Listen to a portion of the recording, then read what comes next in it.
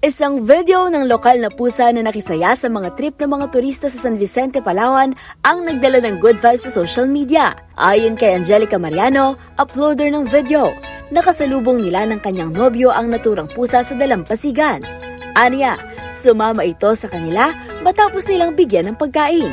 Kwento ni Mariano, naghuhukay noon sa buhangin ng kanyang nobyo upang hanapin ang alimangong nakita nila nang paulit-ulit na lumalapit ang pusa sa kanila. Dahil dito, inilagay nila ito sa hukay bilang biro. Nilinaw ni Mariano na hindi naman tumutol ang pusa o nagpakita ng anumang senyales ng pagkailang.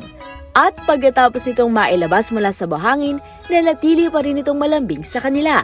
Umaasa naman ito na ang kanyang video ay magsilbing paalala na maraming stray animals o lokal na alagang hayop sa mga beach na likas na mababait at maamo. Para sa DZRH TV, ito si Millie Borja, una sa Pilipinas, una sa Pilipino.